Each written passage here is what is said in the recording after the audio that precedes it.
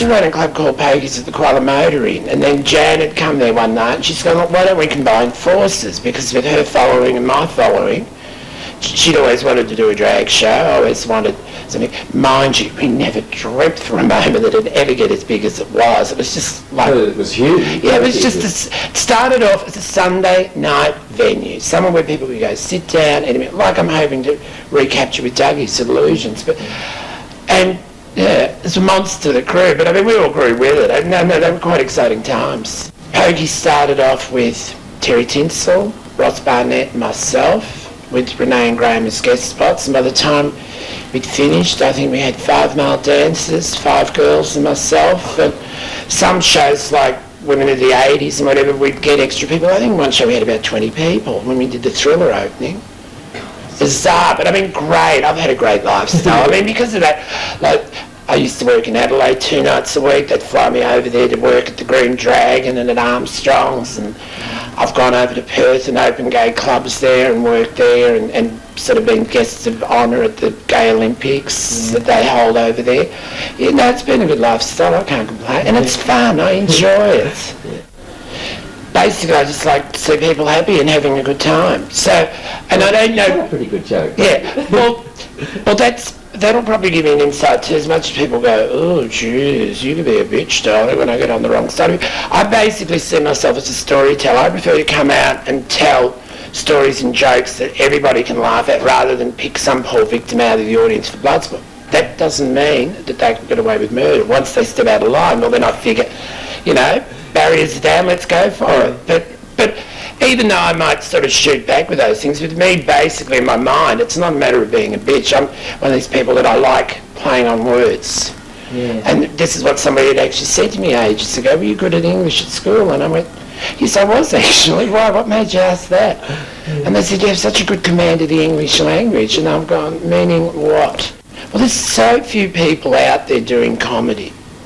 And I mean, obviously that's my forte, that's what I enjoy doing. I mean, I still do leads and production numbers and such, but I basically like getting out there and having a bit of fun. Like even It's My World, I can't believe how that's sort of virtually become cult status. I mean, I'm still quite amused whenever I do that performance. I don't know whether you noticed, but when I go to that final pose, I'm usually sort of having a chuckle to myself to think that people get into it. But you couldn't wish for a better reaction, you know, and I'd like to get audience involvement, and maybe that's why I got into the comparing side as well too. It's a lot of difference between being a performer where you're on stage and people see you and they don't get to really know you, whereas I like interaction with people. What I found really amazing about Priscilla was like the greater community's perception of it. I mean, I think I was working at Faces one night and I'm driving home, I had a friend with me and we'd stopped at a 7-Eleven and I've gone, oh, listen darling, can you go get me some cigarettes? There's too many fluoros in there. And there's a car of young bucks next to it. Well, they see me and instead of like, oh, what are you? It's like, Priscilla! I go, thanks love, but she was the bus. And actually it's worked to my advantage because I don't only work in the gay community. I work with a lot of male strip shows, ladies' nights, I compare different functions.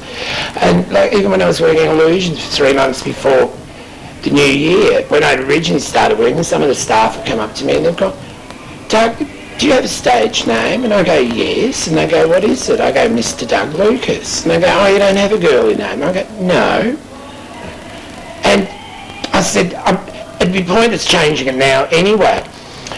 A couple of weeks later, they've come up to me and they've gone, I don't believe it, Doug. All these straight people, all these straight guys out there with their wives won't come up to the girls to talk, but they'll come up to you and say, can we have a photo tag? I go, yeah. And what do they say? Hey, Dougie, the missus wants a photo tag. Would you mind coming? Yeah. It's a non-threatening thing, right. You know, like in that environment. Also, too, that like when I do the strip shows, I'm not actually seen until I appear on stage to do the numbers. So the intro is your host and compere, Mr. Doug Lucas.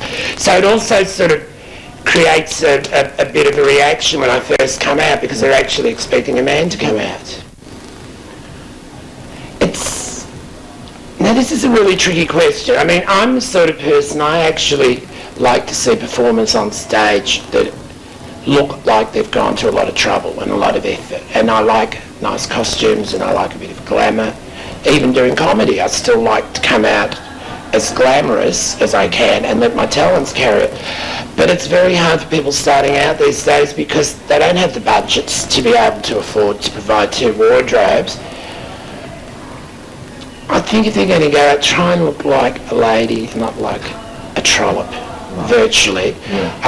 And if you're going to do it, give it your best shot, unless you're prepared to put everything into it. And basically, yes, this is a good point. Basically, you're doing it for the audience. You shouldn't be doing it for yourself. That doesn't mean that you can't get out there and have fun, but the bottom line should be to amuse the audience, not to feed your ego. And I think don't get caught up in your own publicity. Everybody can be the flavour of the week or the flavour of the month or the flavour of the year. But it's something that you've got to constantly keep working at. And I actually find the longer I do it,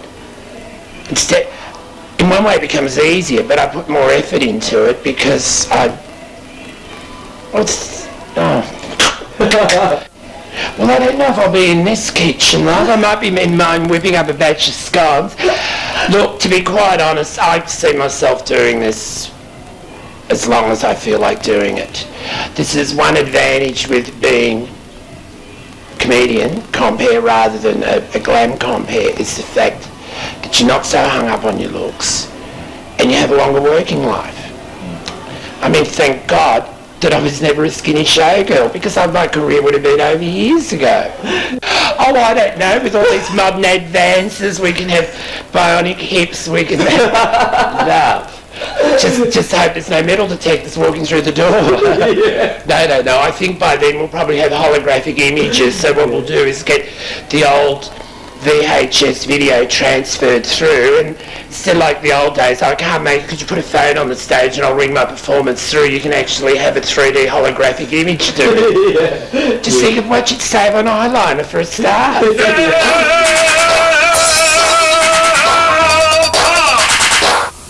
We have ended up down here at the Glass House, and we have gone where no queen has gone before, and that is the back room, the back pool room at the Glass House. This is where they play pool, and I thought perhaps we could get some tips on the game. Do you play pool yourself? No, I don't play pool. So you just here spectatoring? I'm the cheer squad. Now, what's the basic principle of the game? Hit every ball you can and don't worry about it. It's a game. Have fun. What games do you play when you play a game? I play lots of games, but not pool. So, basketball or... Basketball. How long have you been playing casually? Off and on, I played a couple of pool comps ages ago. Freedom days, actually.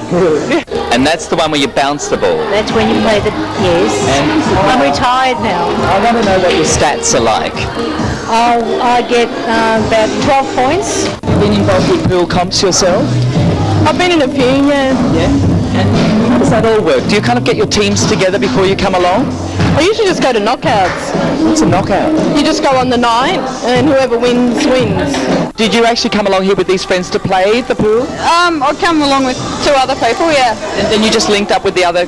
Yeah, well, you put $1 down and whoever challenges, baby, you know what it's like. When you're involved in a pool comp, is that a different atmosphere? I think it is. Yes. Some people take it more seriously. Okay. I just wondered, do women sort of get into the pool more than the men? Yeah, it's a trait. If you're a lesbian, you have to be good at pool. What shot are you going to go for? I'm going to be trying to put that red ball down all the way down the other end of the table. That's a long way, though. Yeah, I know. I don't think I can. Okay, see how you go. She's queuing up. She's hitting the red ball. And I don't know how... Oh, I've jinxed it. When you come to a pub, there's not much else to do but drink and play pool and talk to your friends and stuff like The that. women at the back said it's very social as well. It is a social game. You meet a lot of people throughout. Like, you put your $1 on a table when 4 people are playing. There's 4 people that you're going to meet in 5 minutes when you get to play them. Are you playing with just one other person here? 3 other people. Are you an experienced pool player? Oh my word. Yeah. Eddie Charlton taught me. Really? How long have you been playing? A few. 20 years. When 20 years. Been playing about 10 years. 10 years? Whew, that's a long time. Well, it's since I've been going out in gay clubs. But you're quite happy to come here and play? For sure. Yes. And do you ever sort of pair up against women when you play here? Well, whatever happens. I think maybe we should have a comp where we have boys against girls. Why not? I've heard that you're quite good in the kitchen. Yes. Are you? Yeah, he's a plug. Have you ever hit the white ball and you've got more than one ball in the pockets Oh yeah. in one shot? Oh yeah.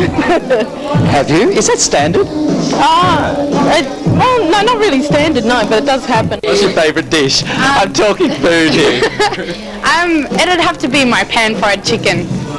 It's a goer. Yeah, it is. It's very popular. Like a Cajun dish? No, it's not. It's pan-fried chicken, and it's also cooked in a green peppercorn sauce, so it's very peppery, but it's quite nice. Well, no one's playing. What's the story? I don't know. Oh, they're having a config. See, they're not drunk enough. Does that help? Yes. What colour are you? Red. Red? Okay, let's see how we go. Now concentrate. Have you got your form happening there? No, that's his pepper. Okay, I think you can get that. What do you reckon? Sorry? No, it's a pepper in my face. Oh, you got it! How do you feel? Oh, brilliant. You got one of the balls in the hole. It's so exciting. So exciting. Well done. Is that great?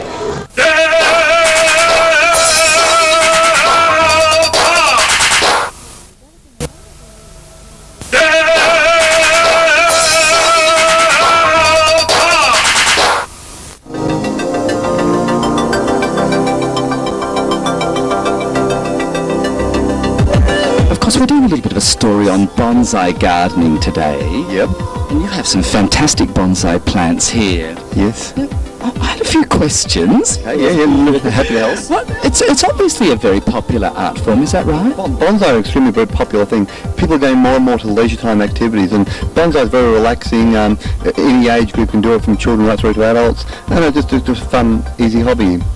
Where does it originate from? Bonsai originated from China, and but about the 3rd or 4th century, after many Japanese raids on China, the Japanese took the art form back to Japan and developed it, and probably refined the art form. And most of styling we see today tends to be more Japanese oriented rather than Chinese. It's quite stylized, isn't it? That's right. Yes, it's a matter of a heaven and earth type philosophy. You've got the apex, and you've got the heaven and the earth and the humanity in a triangle type effect. God, there's a real theory behind. Yeah, really theory and philosophy behind it.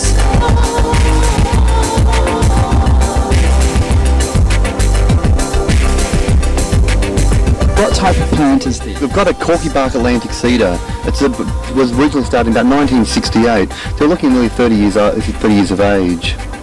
Okay, and how would you describe that style? It's what we call a slightly informal upright, where the tree has a bit of movement in the trunk, as distinct from a straight upright, where it's just purely vertical trunk line. You can see here the branches have actually been trained down with copper wire. If you have a look over in the background there, you'll see copper wire around the branches, and that wire will actually set the limbs in place.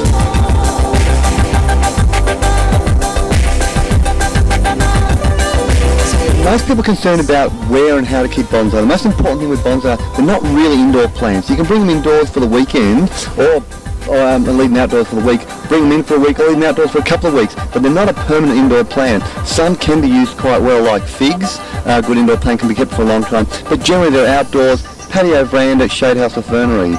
The other problem people have is watering. Being in very shallow pots, they tend to need a lot more water. So you've got to water at least once a day to every second day at the least. And if you do that, they're very easy to maintain.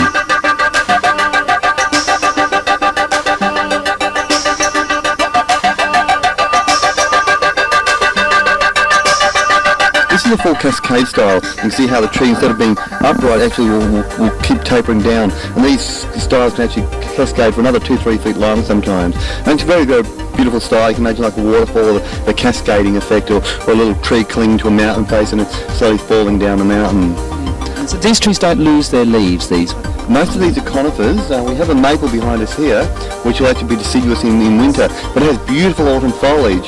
So the conifers don't tend to change colour or pattern as much, whereas the deciduous trees have always changing effects from autumn foliage to no leaves in winter. And then you sort of wait for excitement for the spring to come out, the little buds start bursting, you get all excited, oh wow, spring's here, and these are the sort of things you look for. So bonsai are quite exciting, and I like that the deciduous trees, you've always got changing effects.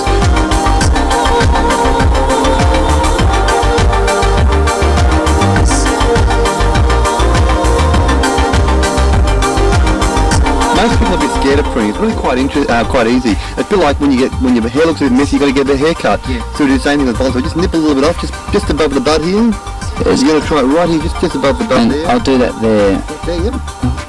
There we are. It wasn't that easy. There we are. You can try another one there. So it's really quite easy. Just a quick little prune, once every month, every 2 or 3 months, and that sort of keeps the tree looking quite nice and neat and in place. And it doesn't damage the growth at all? It actually encourages new growth. So the leaves get a little bit sunburned, just pluck them off and new growth will come on quite quickly. And it keeps it basically in shape, because we do have a basic triangular shape here. Yes. If we let it grow, it becomes looks a bit messy. So we just prune it to the shape and style, and actually encourages new growth and helps thicken up the trunk and develop the roots better. So you can prune any time, or is there a better time of year to prune? Generally, with maples, spring, because they're actively growing. So spring, summer, when they're actively growing, you just keep them in shape. By about late summer, they stop growing, slow down, and then they develop their autumn foliage. They'll lose their leaves in winter. Then we do the repotting for the maples. In winter, we do the repot, and then come spring, the new growth shoots out, and away we go again.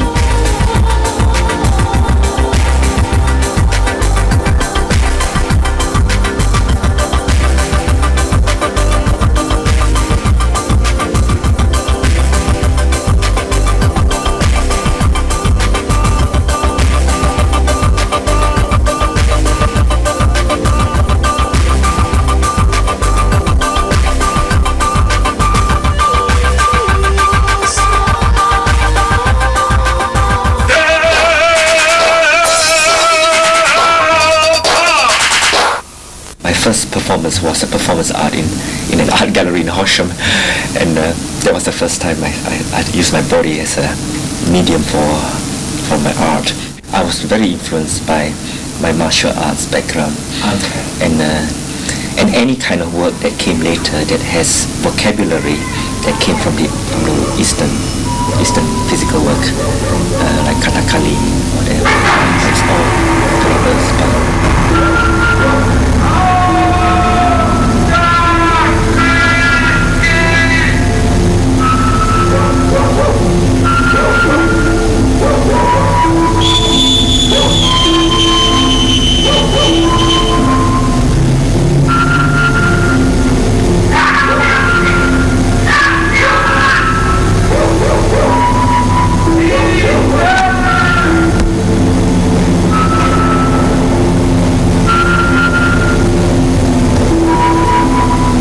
I was also brought up in a village in Malaysia, and we had a temple in the front of a house.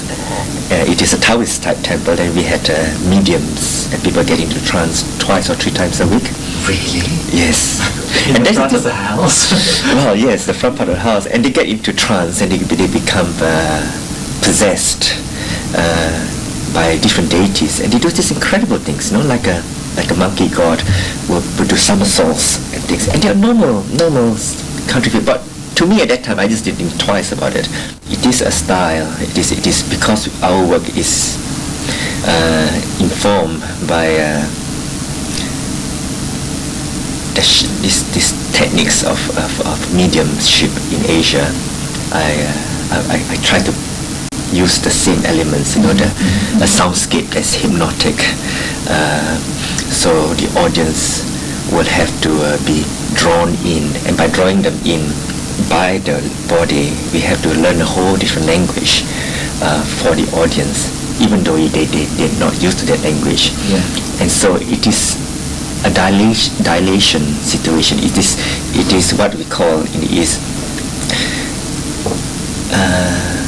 a softness on the outside and very, very tight inside. So there's tension. Yes. And yet from the tension you can have this softness.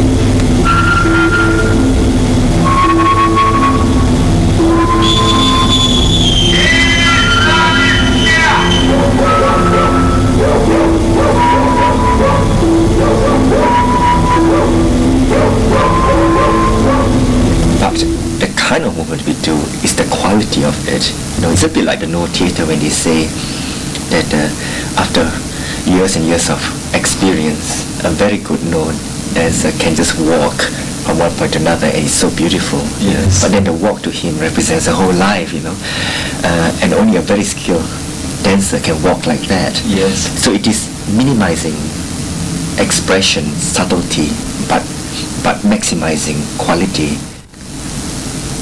On the very surface, is two different personalities. Jared is being the external person. He's everything that's the opposite from me. Yeah. Obviously, and also naturally, when we know each other, we find that we just see things differently, as much as East and West.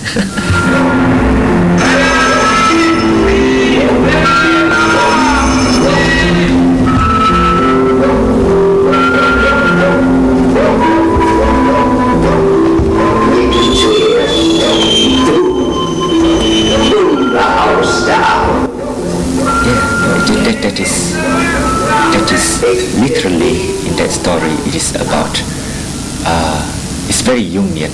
Simply, it's about how we suppress things in normal life, and this is the shadow that we built behind us.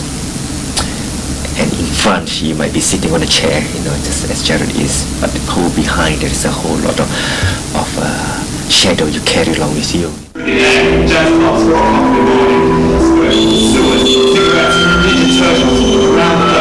Spinning around, through war throughout the countries, in Iraq, in Iran, war throughout the world, war, literally around the temple, by companies, by 6, 9, divided by 2, 4, arithmetic, geometry, maths, chemistry, English, 9, 2, 4, 5, 6, 9, divided by 2, 4, 6, 9, 9, 9. The connection is definitely there, of course, as much as because I'm gay, but the understanding of the shadow has changed with me. I think it's not something that happened overnight.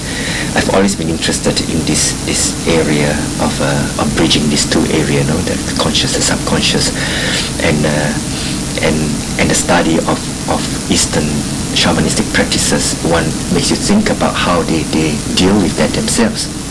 Because it is definitely a healing kind of area, and I hope that it would be a kind of a piece that touches in that area, although I do not have any sort of qualification to say that it is, but it's definitely not a performance that is an entertainment. It's a difficult performance to understand. Ist der Mensch nicht mehr als das? Du bist dem Wurm keine Seite schuldig, dem Tier kein Fell, dem Schaf keine Wolle, der Katze keinen Bisam.